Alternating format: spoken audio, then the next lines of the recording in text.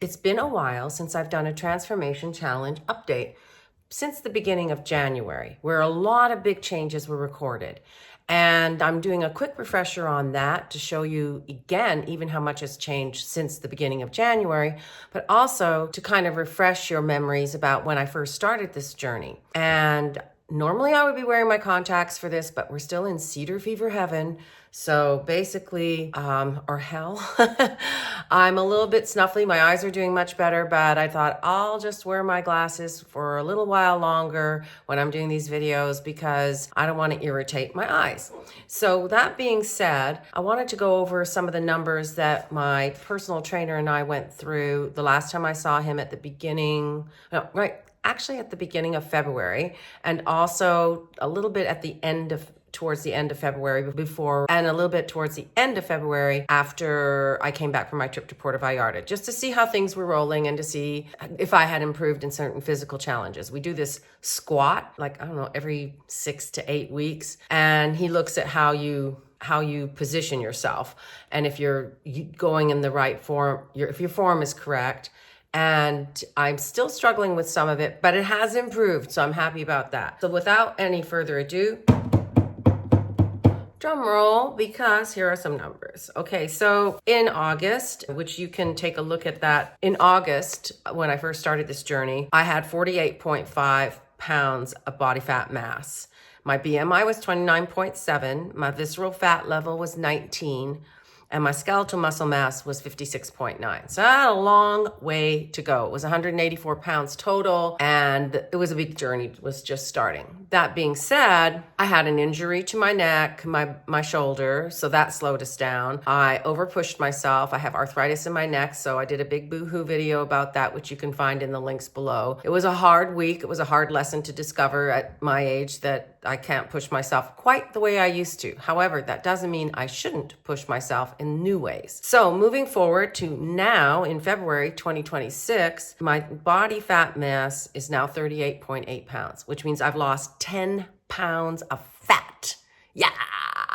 That's why my triglycerides numbers are going down. Slow and steady wins the race. My BMI was 29.7 back in August. Now it's 27.4. So it's, or 27.1. So it's gone down almost 3 points. My skeletal muscle mass went down a little bit during my injured times. I had recuperations from surgery. I had a massive cat bike that I had to look after, so that slowed me down. But that number is climbing back up to the 56, and we are replacing fat with muscle. So that's awesome news. I'm really happy about that. Losing 20 pounds. I weighed this week, and I was down 20 pounds since the transformation challenge started. And I feel like the weight looks better now, like it's more tight because I've lost the inches off my belly and the inches off my hip. Like that's where you really, really see changes, is where you're doing the muscle weight workout. And I've already discussed all the inches being lost at the beginning of January. It was in January 14th. The skinny is in. You can find the link to those numbers easily enough in the description below. So that was exciting. And when I talked to my endocrinologist this week, she was pleased with my numbers. She was pleased with my weight loss. We decided to stay the course with the step-bound dosage that I have, which has really helped me stay the course too. It really kind of does take away the hungry noise, the food noise, which is really nice, especially if you're alone in a room writing all day or doing all these sitting in your chair kind of things, because your temptations are just down the hallway. We're happy. She's happy with my numbers. My labs came back great. So overall, despite 2 weeks in Puerto Vallarta, having a wonderful, fabulous vacation, and shout out to all my peeps in Puerto Vallarta.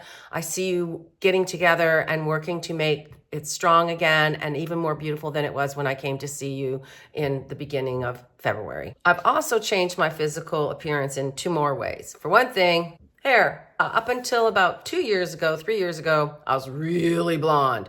I slowly started getting rid of the really blonde, but I had long hair.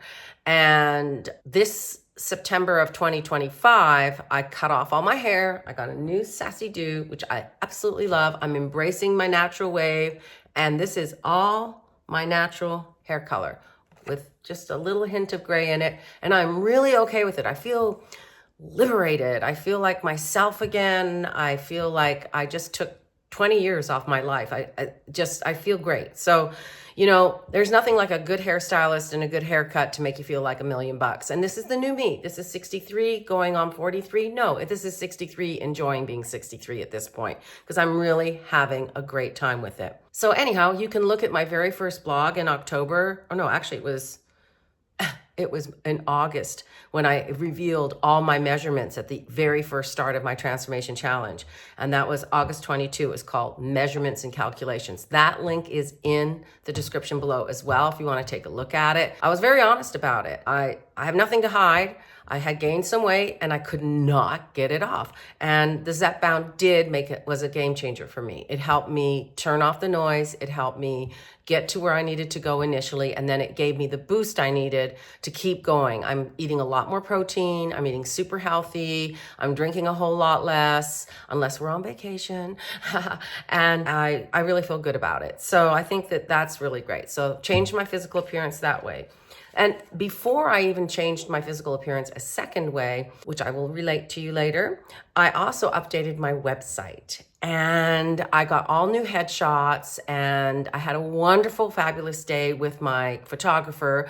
If you want information about her, I'd be happy to send you her information. If you email me to my author email, that is christinegloverauthor@gmail.com. Again, christinegloverauthor@gmail.com. She's wonderful. She made me feel like a movie star. She made me feel like I was the most fabulous thing in the world. And this was back in October. So long before I lost all the weight. I'm actually wearing the dress that you can see in my profile picture.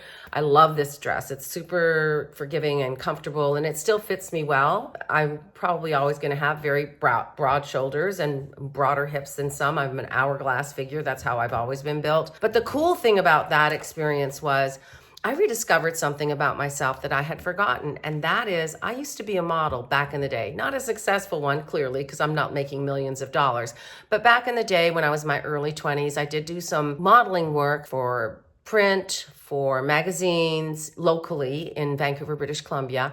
And also I did some runway work. I learned how to walk the runway and do the runway walk. My girlfriends in Zumba always say, "Oh, Christine, you know how to do the walk still." I'm like, yeah, I do know how to do the walk still. So when we were talking about it, I brought my old portfolio with me and that helped her to determine what kind of pictures to take with me now.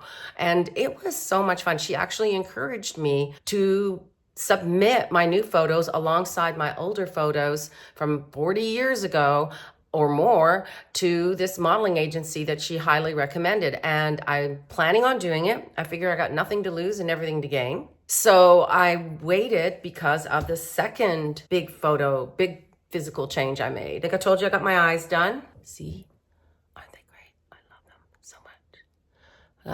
I can actually put on makeup and it looks like pretty good. There's still a little bit of bumpiness, but it's so much better than when I first had the surgery done. And it's so much better than the before. So actually, I was waiting for my eyes to heal up a little bit more before I applied to this agency because it's like hey, you send us your stuff and we'll give you an interview date. So be ready.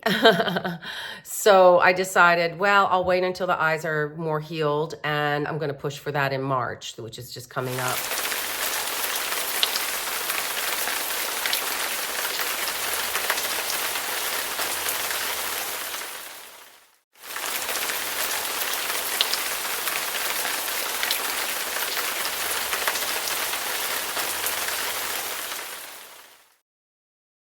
So I'm going to go ahead and do it. I was looking at my schedule for the month of March and I was like, well, it's pretty packed already with appointments and we're seeing The Great Gatsby with my daughter, the career girl, and her crew in the middle of the month. There's just a lot going on. Plus the election is happening and I am working the election on actual primary election on that day. So that'll be a fun thing to do and very, very much a learning experience. And I'm also writing. I got my revisions back. So I have a lot on my plate. So I said something to the physicist about it. I said, I don't know, maybe I should wait until April. And he goes, and you don't think April's not going to be any more busy? Because that calendar does seem to fill up pretty quickly these days. We've built a wonderful community here in Texas, in Central Texas. We have great friends. We have great neighbors. And I've plugged into certain organizations where I feel I can make a difference too, in not just my community, but in my state. So I'm very, very happy that we're here, but we're also extremely busy. So yeah, time does fill up pretty quickly. And I think the older we get, the more we seem to fill it up because we're like, whoop, we don't know when our ticket's going to get punched. So we better get used to traveling more and doing all the things while we still can physically do them. And that's part of the reason why we're working out and doing all of these things. The physicist lost 30 pounds. I'm so proud of him and he looks great. And we've had so much fun enjoying our friends together with this newfound health. In fact, even when we were in Puerto Vallarta, we worked out 4 times with my friend's trainer who was amazing. I have now had 2 personal trainers in the last year who have made me feel confident and strong and really assured in the gym. And I'm so grateful to them. So yeah, so we were really good. And we walked a ton when we were in Puerto Vallarta. Like it is a very walkable kind of an area. But in doing the surgery, it took some time to recuperate. I had 8 days of lots of bruises. I did document it for myself, but there's no point in me sharing it. There's billions of pictures of how that goes and how you slowly regain your facial coloring back to normal and how the scar kind of fades away, et cetera, et cetera. But I'm really glad I did it. But the cool thing is my eye doctor, my surgeon, whom I absolutely love, he is such a nice man. He's just so personable. He comes and gets you himself for your doctor appointment with him. He is amazing. So he sent me this letter with a picture of me with my before and after, which I'll tell you a funny thing. When I saw my before picture, it was pretty funny. I said, oh, so it really was kind of bad, and that's why insurance had to paid for it. And he's like, your eyelashes were in your eye. So this is, I don't know if you can see it. So this is before. It's my sleepy little eyes. You can see one of the eyes is very droopy. And this is after. This is no makeup. So this is me, no makeup on, but you can see the difference. It is freaking amazing. I'm so glad I had it done. So the before and after from the eyes, totally amazing. Anyhow, I really have been enjoying doing the vlog. I have an idea that I want to pursue with women 55 plus or even 50 plus, but I want to say 50 plus because I think there is a real opening there for us to communicate with each other in a positive, encouraging way, to where we can support and uplift each other to be our best selves, no matter what age we are, no matter what stage we are.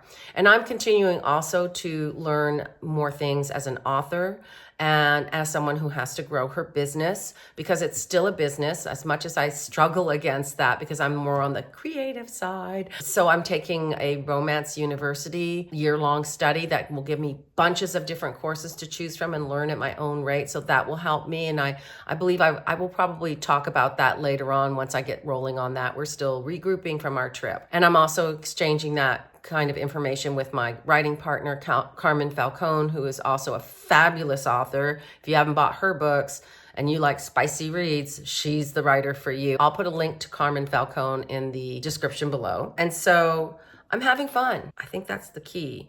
I'm having fun pursuing new things, trying new challenges, challenging myself physically and mentally, doing everything that I can to be strong, not just physically, but mentally, emotionally. I just don't have space in my brain for anything negative. There's enough negative out there. And so I'm really working on creating a positive environment that's encouraging. And I encourage you to do that too in your corners of the world. The other thing that I'm really also doing as part of that is my life makeover challenge with my friend in the Netherlands, one of my dear, dear friends. It has been very interesting to see our takes on what these challenges every week present to us now in our early 60s versus 20 years ago in our early 40s. The challenges we faced then were different. We had ailing parents, we had parents dying, we had children running around, we had school functions, work functions, whatever we had to do. And now that has changed. We have a different set of challenges. So I think that it's important for us, and we feel like it's a positive thing that we can do long distance, just to encourage ourselves, just to get through some of the harder days, because there are going to be hard days. There's, it's not like I'm a Pollyanna going, oh yeah, everything's just so great and fine and wonderful. No, it's not ever always great and fine and wonderful. I try my very best to be authentic, and I hope that comes across to y'all. I would love to hear how you are navigating 2026, how you're building your confidence, how you're building your world into a safe place, an encouraging place, a place where you can be yourself and be authentic. Please do so in the comments. I will respond to positive comments. I will not encourage anything else but positivity here. And also encourage you to bring that out into the world. What I heard once, be a hostess in your corner of the world, be a hostess in your corner of the room, be a hostess in the corner of wherever you are. And by that I mean be welcoming, ask questions, be encouraging, listen, and find a connection, find a way to connect with people. We need that more now than we ever needed it before. And I'm hoping that we can build that kind of a community together here, just one little subscriber at a time, one thumbs up at a time. I'm just trying to create a world in my corner of the world for you that I can share, that can be positive. And I hope that this video has uplifted you in some way. You know, my final thoughts on all of this are, regardless of where we are or how old we are, we all have something to contribute to the world, especially if we're willing to learn, if we're willing to grow. Because if we're willing to learn and we're willing to grow and we're willing to challenge ourselves in whatever stage that we're in, then we can become better people. It doesn't matter if you're 20, 30, 40, 50, 60, 102. Once you stop doing that, once you rest in that complacency, then you're just resting. And that's no fun. I mean, it's one thing to take a nap. It's another thing to rest during the rest of your life. I'm having fun. I'm learning new things. I'm challenging myself. I'm tackling different problems in a unique way. I'm still writing books. I'm still publishing books. I'm still learning how to do that better.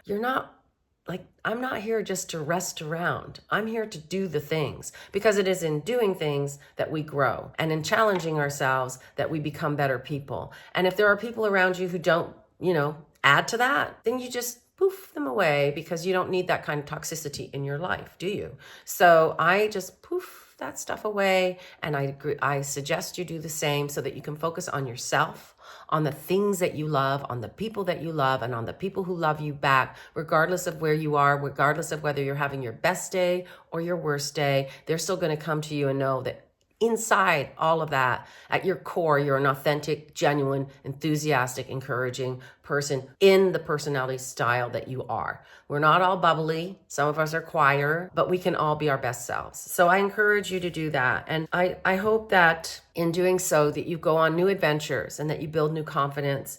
And I would love to hear about that as well. Please do feel free to comment on the video. I will look, and I do moderate my comments very carefully. I've found that that's the best way to go, because I don't want to neglect it. And I'm trying to build something special. So in that, I hope that you all have a wonderful day. If you have any questions, feel free to ping me via my email, which is also in the link below, and which I've shared already, or just comment and be positive, because we don't need anything more than on our plates. All we need is a positive mindset, a way to look ahead, and a way to be our best selves, and a way to be kind to ourselves when we are not always our best selves. Thanks for the thumbs up. I hope you have a wonderful day.